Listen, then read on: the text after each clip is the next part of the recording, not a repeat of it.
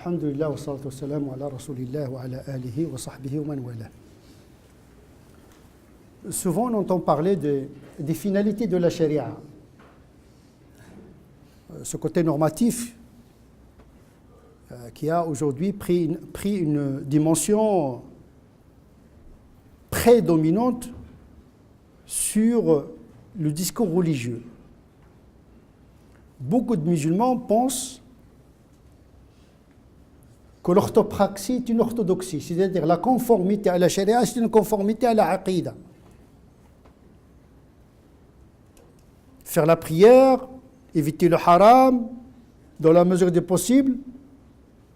Beaucoup de musulmans pensent que ce niveau de pratique est un achèvement.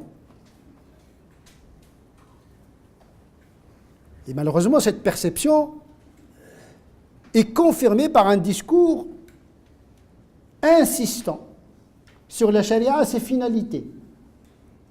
Déjà, les finalités apaisent les charges normatives, c'est nécessaire, mais ce n'est pas suffisant.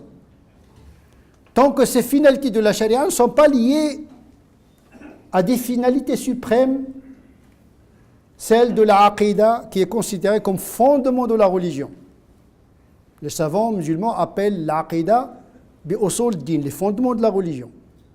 L'usul.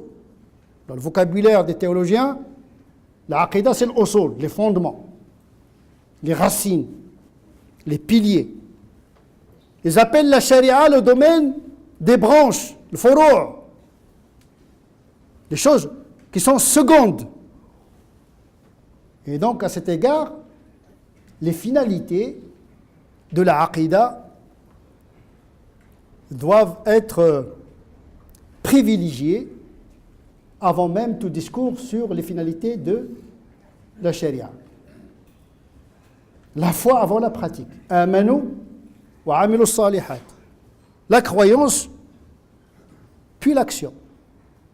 Charia, elle codifie pour l'action. Mais l'iman, qui va le codifier? L'iman, ce n'est pas un sentiment flou. Il est éclairé par des dogmes, par l'aqaïd.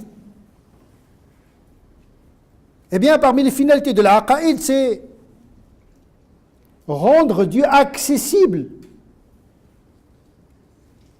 à l'intelligence et à la perception mentale du croyant. Traduire Dieu dans un langage humain avec une interprétation qui doit réaliser en premier lieu le fait de faire connaître Dieu. De quel Dieu s'agit-il? Après cette finalité, connaître Dieu, ma'rifatullah, il y a une autre finalité qui est très importante, qui a un impact direct sur notre façon de voir le monde, la vie, et de voir même la pratique religieuse. C'est ce que le Coran appelle « itmi'nan al-qalb ». Un cœur confiant, rassuré. La foi doit rassurer. Elle porte en elle-même les éléments d'espérance. Et qui est une énergie positive, optimiste, de Dieu et du monde. On peut dire que la théologie musulmane est un optimisme énergique. Il pousse l'individu à affronter la vie avec philosophie. Dans le sens où il relativise les échecs comme il relativise les réussites.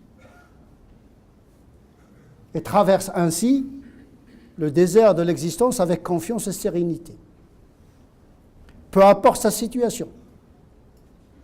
Pécheur obéissant, victorieux ou dans la défaite, peu importe, parce qu'il a un convertisseur au niveau de son cœur qui convertit toujours le mal dans le sens du bien. C'est une pratique de l'esprit. Maintenant, le qalb, il est assuré par une réflexion, une méditation sur Dieu qui permet aux croyants d'avoir un sentiment de confiance. Le Coran parle souvent itmi'nanul qalb. C'est ce qu'Abraham a demandé à Dieu. Dieu lui a dit, n'as-tu pas cru? Parce qu'Abraham, il a voulu quand même acquérir un certain niveau de confiance. Il a demandé à Dieu de lui montrer comment il ressuscitait les morts. Dieu ne l'a pas blâmé. Il ne lui a pas dit, écoutez, la foi, tu as la foi, peu importe. Tme'inan ou pas tme'inan, sérénité ou pas sérénité, rassuré ou pas rassuré, confiance ou pas confiance, l'essentiel c'est que tu aies la foi. Mais non, mais la foi, s'il n'est pas rassuré, c'est une foi fragile. Il ne peut pas résister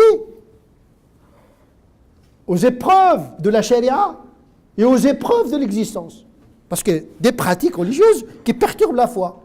Comme il y a des événements dans l'existence qui peuvent impacter négativement la sérénité de la foi. Il ne faut pas sous-estimer cet aspect qui est important. Prendre le temps de réfléchir sur Dieu de manière à ce que cette réflexion produise un effet d'assurance, de confiance et d'être rassuré. C'est un travail. On ne le voit pas, mais c'est à l'intérieur. Parce qu'en vérité, le salut du croyant se joue au niveau de l'esprit. Illa man atallah biqalbin salim. C'est-à-dire le salut dans l'au-delà est garanti par justement ce niveau intérieur de sérénité et de sainteté. Awalam tu'min, Dieu lui a dit, n'as-tu pas cru? Il a dit oui, mais j'ai cru, mais il y a croyance, il y a croyance. Il y a foi, il y a foi. Il y a une foi vacillante, il y a une foi solide. Bala, walakin yatma'inna qalbi, je veux que mon cœur soit rassuré. Et Dieu de lui donner l'épreuve. Ça, c'est un prophète qui demande l'épreuve. Que dire d'un commun des mortels? Donc il est tout à fait légitime de se poser la question. Parce que les gens qui ne se posent pas la question seront rattrapés par la réalité. Il vaut mieux anticiper, se préparer aux événements. Parce qu'on est éprouvé dans ce bas monde. Seuls ceux qui ont une forme de sérénité intérieure qui peuvent convenablement cheminer vers Dieu en traversant ce monde d'existence plein de tentations et d'épreuves. Et donc, la confiance, la sérénité est une des visées de l'aqida. Donc, il faut interpréter, il faut exposer l'aqida aux gens de manière à les rassurer. Rien n'est perdu. La souffrance n'est pas éternelle. L'épreuve n'est pas éternelle. Dieu n'a pas créé l'humanité à la souffrance éternelle. Même si la souffrance est une étape, mais pour aller à autre chose. L'épreuve n'est pas un vouloir absolu de Dieu, mais un vouloir transitoire qui permet à l'individu à passer à autre chose. Cette sérénité, cet itmi'nan permet de relativiser nos joies, mais permet également de relativiser nos déceptions et nos tristesses. Quand on a le cœur lié à l'au-delà, hein, eh bien, tout nous paraît relatif. Ça nous permet de rester dans l'humilité, afin de ne pas regretter ce que vous avez manqué, et afin que vous ne soyez pas ostentateur, arrogant, à cause de ce que Dieu vous a donné. Wallahu la yuhibbu kulla mukhtalin fakhur. Dieu n'aime pas les ostentateurs qui sont fiers, orgueilleux. Et donc la réussite peut produire l'échec. L'échec moral, l'échec existentiel. Et donc, la réussite est relative. Une réussite qui débouche sur l'orgueil peut se transformer en aveuglement. Donc, en échec, d'ici dans ce bas monde, déjà dans ce bas monde, avant le delà. C'est pour cette raison que le Coran, lorsqu'il dit Yuthabbit yansurkum, il vous donne la victoire et affermit vos pieds. C'est une métaphore, c'est-à-dire que vous avez besoin plus de soutien après la victoire qu'avant. Parce que la victoire peut nourrir l'orgueil et la suffisance, qui porte en elle-même cette suffisance, les éléments de l'échec. On voit les civilisations, lorsqu'il a atteint le summum et l'orgueil, elles finissent par l'effondrement. Et le déclin annonce l'apogée. La faute annonce la vertu, et la vertu peut déboucher sur le péché. La réussite peut annoncer un échec, mais l'échec, il peut préparer à la réussite. D'ailleurs, notre histoire humaine a commencé par une chute, par un échec moral, et donc existentiel en apparence. L'histoire d'Adam, à cet égard, illustre cette conversion de l'échec en vertu. Cet échec en réussite. Beaucoup de musulmans pensent que Adam, sa situation était meilleure avant la chute qu'après, ce qui est complètement faux théologiquement parlant. Dieu ne l'a pas élu qu'après la chute et la repentance, et s'est redressé. Et ce redressement a dépassé le niveau de la chute. C'est une faute qui porte en elle-même l'énergie du redressement. D'ailleurs, dans les arts martiaux, la première des choses qu'on apprend, c'est la chute. Il faut apprendre à chuter. Mais on ne chute pas n'importe comment. Il faut préparer les gens à la chute pour pouvoir se redresser. C'est-à-dire convertir l'énergie de la chute en énergie de redressement. Le corps a sa propre intelligence. Il peut entraîner l'âme dans le redressement. Parce que le corps, dès qu'il tombe, il a les moyens de se redresser. Eh bien, l'âme également, elle a cette agilité, si on la conscientise. Nos enfants, aujourd'hui, ils ont reçu les résultats universitaires, scolaires. Il y a ceux qui ont réussi, il y a ceux qui ont échoué. Mais tout ceci doit être relativisé. Nous devons préparer nos enfants à avoir cette philosophie de la réussite et de l'échec. Qu'est-ce que c'est qu'une vie réussie?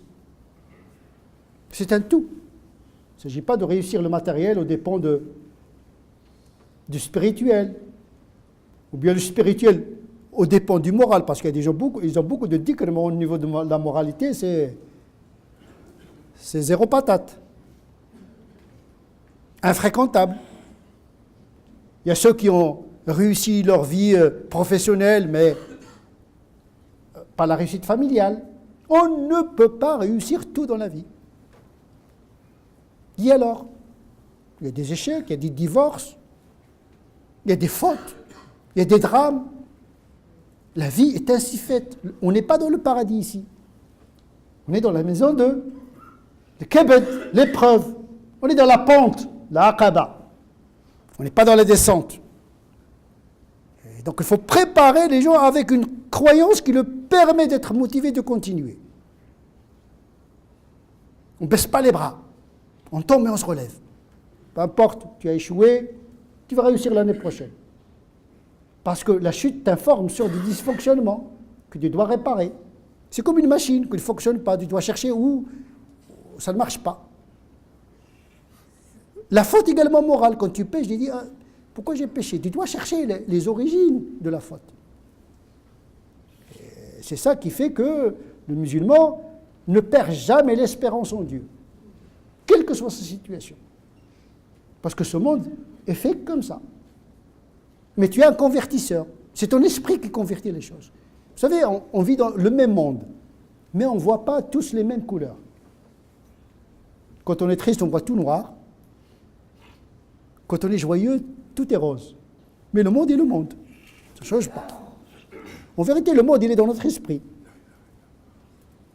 Le monde, c'est ce que nous créons. Mais nous le créons avec la aqidah. Comme nous voyons le monde, lié à Alam al-Ghaib, lié à son créateur qui est Allah subhanahu wa ta'ala. Au-delà des phénomènes, au-delà des événements. نسأل الله عز وجل أن يجعلنا من الذين يستمعون القول فيتبعون أحسنه أولئك الذين هداهم الله وأولئك هم أولو الألباب اللهم اهدنا فيمن هديت وعافنا فيمن عافيت وتولنا فيمن توليت وبارك لنا فيما أعطيت وقنا واصرف عنا شر ما قضيت فإنك تقضي ولا يقضى عليك وأنه لا يذل من واليت ولا يعز من عاديت تباركت ربنا وتعاليت اللهم لا تدع لنا في هذه الساعة الكريمة ذنبا إلا غفرته ولا هما إلا فرجته ولا كربا إلا نفسته اللهم من أراد بهذه البلاد وبالمسلمين خيرا فوفقه لكل خير ومن أراد بهذه البلاد وبالمسلمين شرا فاكفنا شره بما شئت وكيف شئت. اللهم صل على سيدنا محمد وعلى آل سيدنا محمد كما صليت على سيدنا إبراهيم وعلى آل سيدنا إبراهيم، وبارك على سيدنا محمد وعلى آل سيدنا محمد كما باركت على سيدنا إبراهيم وعلى آل سيدنا إبراهيم في العالمين إنك حميد مجيد. سبحان ربك رب العزة عما يصفون وسلام على المرسلين والحمد لله رب العالمين.